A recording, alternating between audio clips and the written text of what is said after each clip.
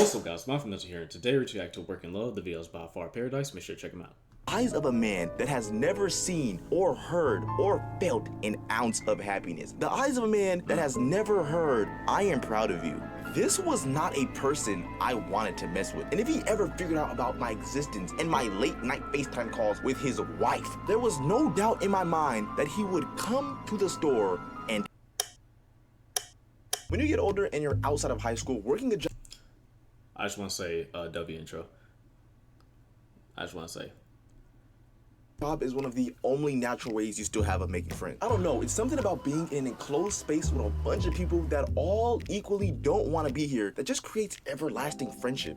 But once you get out of school, it gets rough. Like, for you to go make friends, you have to go out of your way, which most of the time you just end up looking weird. Let me paint you a picture. Let's say you're at your local pool, you're with your friends, you're chilling, you're swimming, whatever, and a random shirtless grown man walks up to you like, "Yo, bro, I saw you guys over there having some fun and I thought, those guys are pretty cool. The name's Carl, wanna be friends?" Like, unless you're just that outgoing, open to talking to everyone type of person, there's no way that conversation doesn't end with 3 fake laughs and soul-crushing awkwardness. Or That is the one thing that very outgoing people.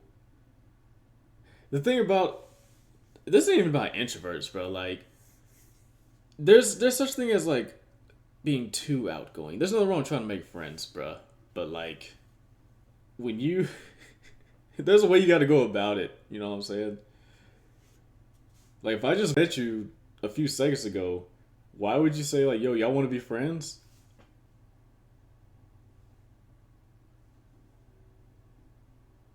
Brother, no offense, I don't know you. I kind of want to call the cops. maybe that's just me. So this story takes place 3 months after the whole Popeye situation I went through. And I'm right back to being broke in the most expensive state in the US. Like, I'm surviving off my $325 monthly EBT deposit, which you think is a lot of money until you see the way I used to spend it. And if you don't know what EBT is, good for you. So during this time, our roommates slash basketball teammates were David, my brother, and Brian, my friend from high school, who also came to California for basketball. They both used to work the security job, and they would always talk about how easy the job was and how good the pay was. But let me explain why I could never work that job. Reason number 1 was where we lived. We lived in Oakland, California. And if you search that up, that's part of the more dangerous areas of California. Going out there and trying to play security guard, you were bound to run into some crazy people. Reason number 2, the only available shifts they had were graveyard shifts. And if you don't know what a graveyard shift is, this is where sleep goes to die. Like, you have to be up all night and then sleep all day. And no matter how much you sleep, you are always going to be tired. And I know this because anytime I saw Brian or David come back from work, they looked like zombies. I'm talking crusty lips, eye boogers, bags under their eyes for days. Nothing about the job looked easy. Reason number 3, and the most important reason, my face isn't intimidating, like, at all. Random people frequently ask me for directions and have no problem talking to me as a stranger. And that doesn't really help when you're trying to be The thing about the graveyard shift. Here's the thing, it sounds cool because, like, at first it sounds cool because, like, dude, I don't have to do anything, bro. Well, not obviously you have to do something, but like, you don't gotta worry about people. That was the best. When I worked the graveyard shift, the best thing was not having to deal with people, because sometimes people can be a lot. But that was really the only benefit, is not having to deal with people. Other than that, bro, you just lost time all the time, bro. You get off, you finally get off. You look at the sunlight, go to sleep, then it's dark again. Then you go back to work.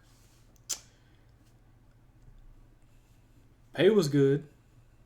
Not dealing with people was good, but that's the only 2 good things out of it. I'm being real.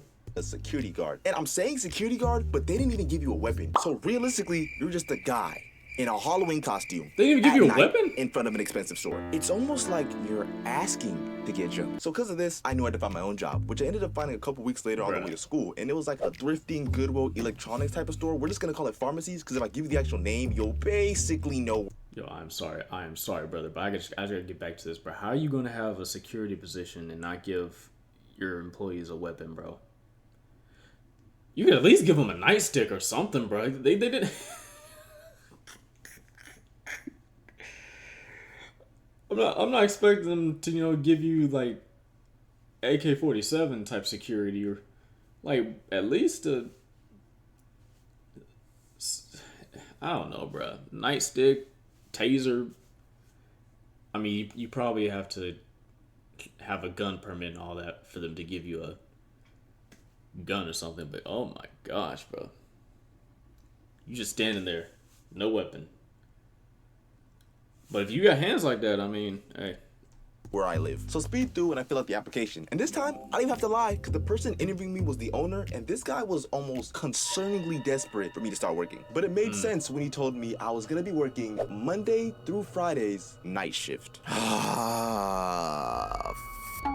Now, the shift wasn't graveyard shift bad, but we closed at like 2 a.m. and we left around 3. So my sleep schedule did take a hit, but it wasn't zombie face, cracked lips, or eye bags for days bad. But still, working that late at night had its own pros and cons. Like on one hand, you get little to no customers, peaceful nights, and you're really just getting paid to chill. But on the other hand, you can end up dealing with some real deal lunatics. And to make it worse, I had to walk home. I'm lying. I ended up stealing my roommate's bike, and once I got off work, I would haul it home. I wasn't finna risk a, hey, little homie, let me holler at you real quick. What shoe size you is? So with all this going on, I bet you're thinking, so what made it all worth it? Bro, the pay, bro, I used to get paid $17 an hour. Them bi-weekly checks used to hit, and money was good. Whatever mama asked for, she got. I'm telling you, I used to be in the mirror practicing money spreads. And also, I had the top 1 best coworkers of all time. For starters, there was only 4 of us that worked the night shift. 1 staff leader / manager, 3 regular employees, and the manager was really just whoever worked there the longest. Like, me and the manager were around the same age, and he was really chill as hell. Like, he let me use my phone when we had no customers. We played Clash Royale during our break. Manager of the year. The 3 employees would just be assigned different jobs throughout the store. And of course, I was never on the cash register for obvious reasons. I would take the clothes and the electronics from the back and put them on the shelves for customers. Then Lloyd was the guy who worked in the back. He'd handle sorting out all the clothes and the electronics that got dropped off to us. He was also very chill. And the last person worked the cash register, and that was Cece. Cece was this 5'6", 5'7", 20-year-old black and Puerto Rican girl with a mean face. Like, it looked like she'd cuss you out just for saying hi. And I don't know why, but that shit was like a plus to me. It was just something about it was just different. Okay, so this is the part where you went up to her and talked to her, right? Yeah, no. Shooting your shot at a party and then shooting your shot at your job are 2 completely different things. If I get rejected at a party, I'm never gonna see you again. For the sake of my confidence, you no longer exist. But at work, you get rejected and you have to see her face every day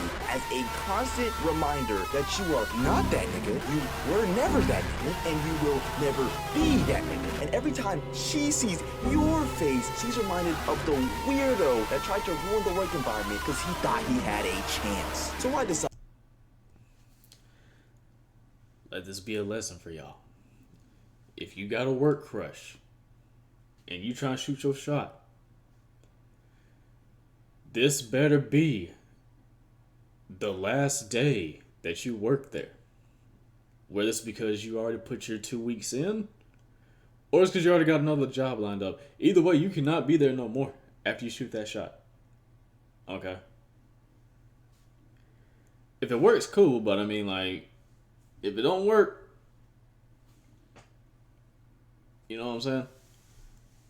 For the sake of my sanity, I'm not gonna say anything to her, besides the occasional, is there a price tag on this shirt? Yeah? Okay. That's it. No hellos, no how's your days. If she walks by, I say nothing. If she slips, I look the other way. If she sneezes, I say f you. Not taking any risk. So this lasts for a couple weeks, but one night, it's late, no customers. Me and my manager are playing Clash Royale, and as we're playing, we hear yelling coming from across the store. And the yelling doesn't stop. So at this point, me, Lloyd, and my manager are all trying to figure out what's going on. So we look and we see Cece going back and forth with somebody on the phone. She hangs up, pulls out her vape, and starts smoking. Is she allowed to do that in here? What, you want to stop her? So after some time, me and Lloyd are walking past the cash register, and as Cece sees us, she goes, men really ain't sh**.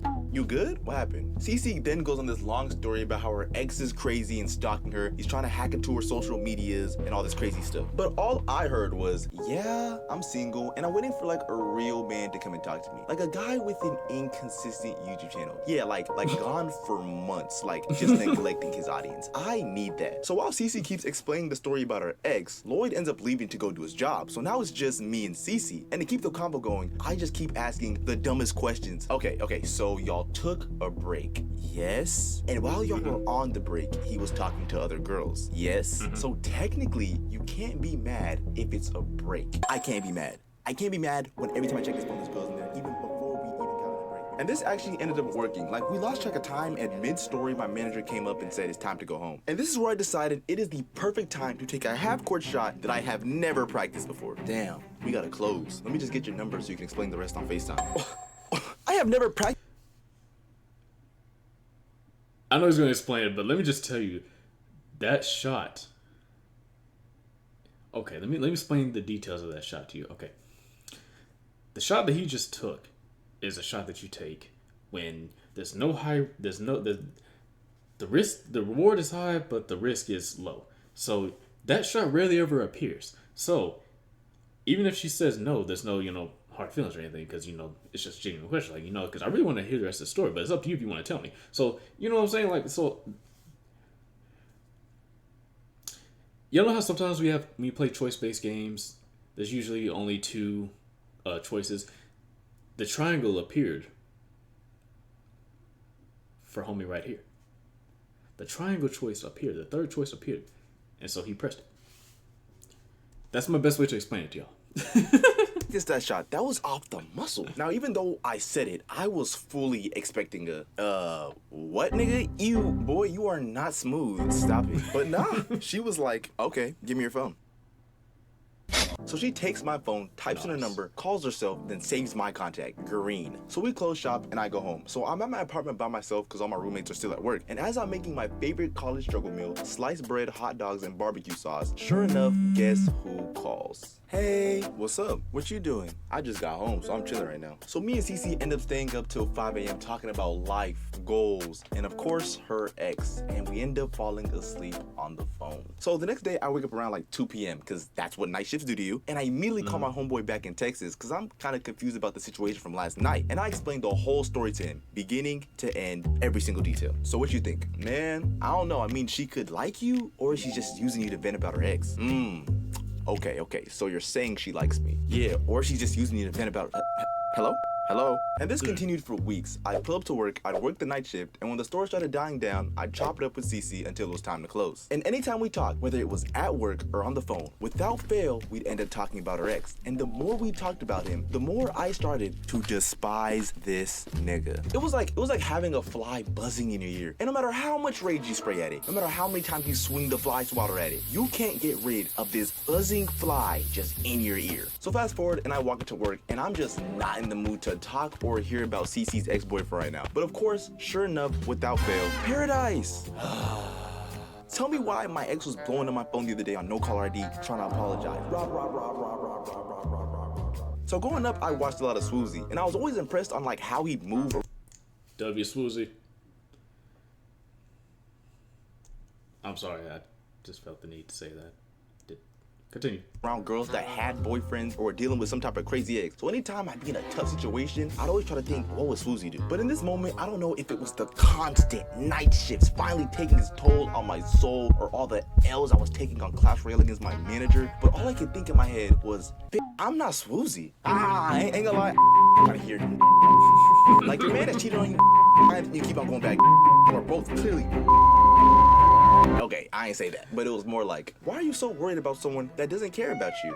Jesus Christ. Now, looking back at the story now, I am cringing just saying this about. But now this is where everything went downhill. I mean, it's hard not to. We were together for 4 years. 4 years? That is 1,460 days. In all of our conversations, she never not once mentioned they were together for 35,040 hours. That is not an ex-boyfriend. That is your husband. I promise you, no matter how great of a guy you think you are, or how hard you work, or how many flowers you bring her, you are not beating time. The main reason most people stay in unhappy relationships is because nobody wants to go back and restart the what's your favorite color stage. So here's your advice for the day. If he or she has an ex that they've dated for 4+ years and they're not MIA or just nowhere to be found, they are 75% working behind the scenes and you just don't know. It's so hard to stay mad at him because, he's like my dream man. Dream man?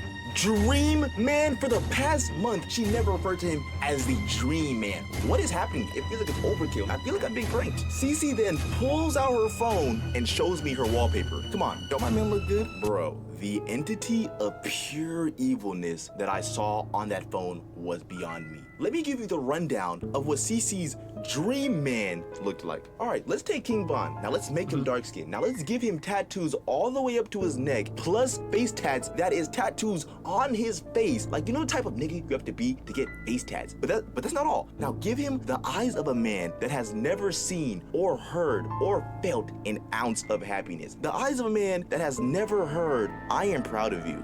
This was not a person I wanted to mess with. And if he ever figured out about my existence and my late night FaceTime calls with his wife, there was no doubt in my mind that he would come to the store and end me. So I finally snapped back to reality, and CeCe goes, "Paradise, what do you think I should do?" In this moment, I was faced with two options. Either convince this girl to end her 4-year relationship and stop going back and forth with her ex, which would probably most definitely get me shot, or just do what you feel is best. Almost immediate regret in saying that, because she ended up right back with her ex the next day. And even though this didn't end our friendship, it just made things different. There was no point in playing therapist to someone who doesn't want help. In the famous words of J. Cole, don't save her, she don't want to be saved.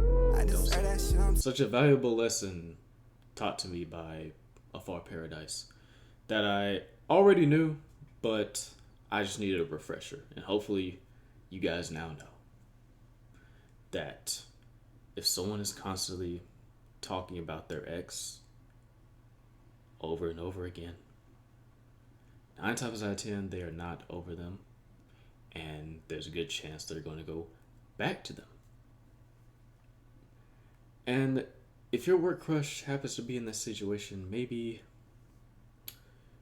get a new job. I'm just kidding. No, don't get a new job. But I mean, like, maybe keep looking. I guess that's the best advice here. But great video about Far Paradise. It was really good. Like I said, guys, be sure to check them out. Thank you guys for watching. I want you guys stay safe, stay positive, and remember, be mindful.